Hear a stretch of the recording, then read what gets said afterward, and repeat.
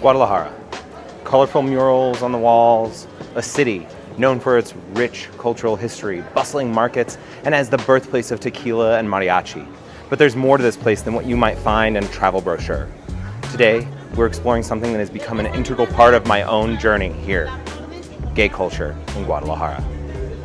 Today's a bit more personal as we dive into the LGBTQ+ community in this incredible city. And I want to share my personal experiences, what I've learned about gay culture here, and how this exploration is shaping my immersion into Mexican life. For those of you who aren't familiar, Guadalajara is often referred to as the San Francisco of Mexico, or Gaydalajara. Not just for its cultural vibrancy, but because of the strong and growing LGBTQ+ community.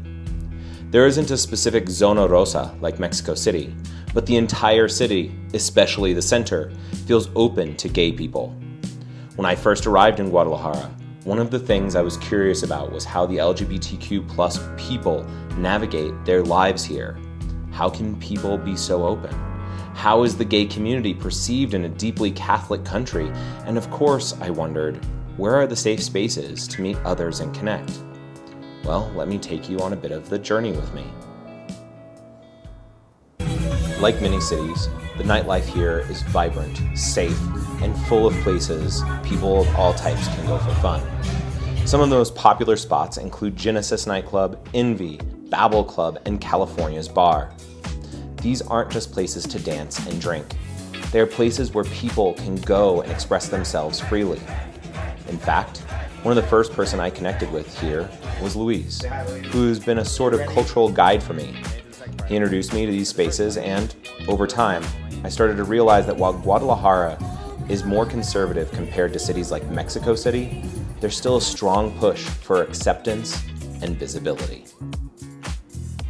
I think it is a city that you're mainly be able to be free. It's like, even though it's like a super Catholic Mexican city, it's more acceptable, not like a fully 100% tolerable.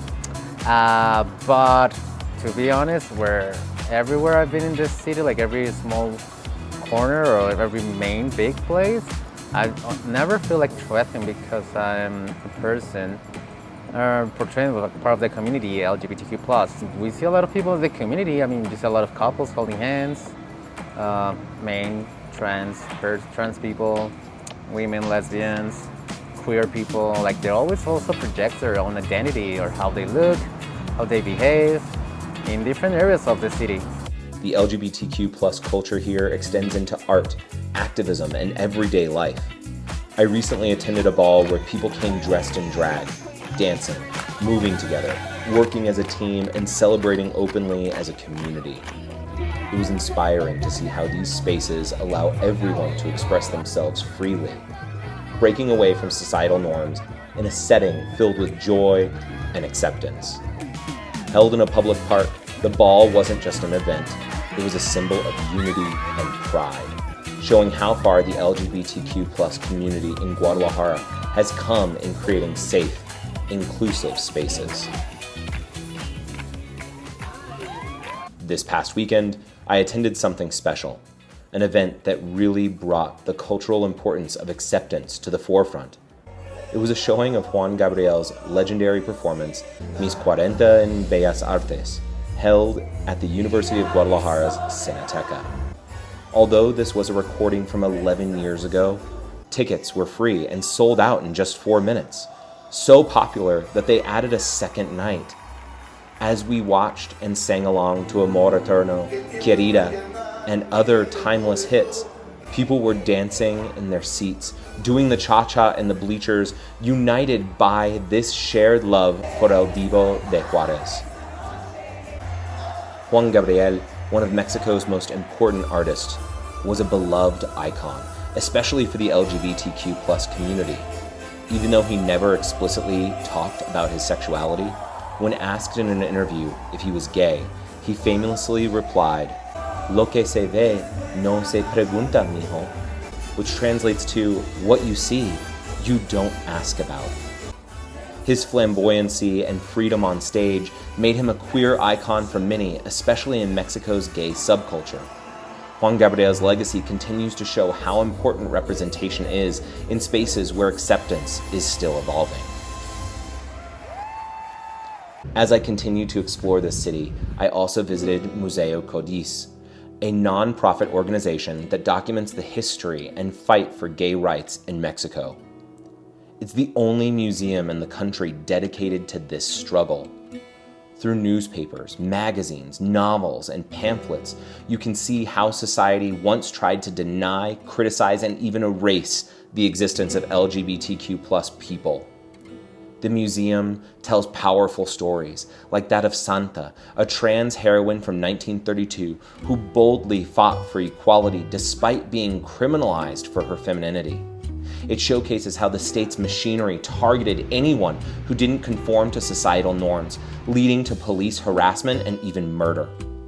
The museum holds proof of police investigations based solely on people's characteristics and documents outing LGBTQ+ individuals in the press. These stories were often hidden due to the shame associated with homosexuality at the time, and families would ignore disappearances or murders linked to a loved one's sexual orientation. Change only began when, on May 8th, 1982, 120 brave people took to the streets of Guadalajara to demand gay rights in a deeply conservative city. Although the repression didn't immediately stop, this march was a turning point that brought attention to the fight for equality. And only within the last decade has life for LGBTQ+ people in Guadalajara begun to significantly improve. I'm still learning. Every day I uncover more about what it means to live authentically in a place that's still evolving in its acceptance. Guadalajara has its challenges, but it's also full of promise and resilience. For those of you who are curious about what it's like to be part of the LGBTQ+ community here, it's vibrant, it's full of life, it's making waves in its own way. Guadalajara continues to surprise me. As I deepen my immersion into the culture, I'm grateful for the opportunity to learn from such a strong and proud community. Hey, whether you're part of the LGBTQ+ community or an ally, there's something here for everyone to learn. This is Pato's Path, and I'm glad you're walking it with me. Follow along to continue walking this journey together.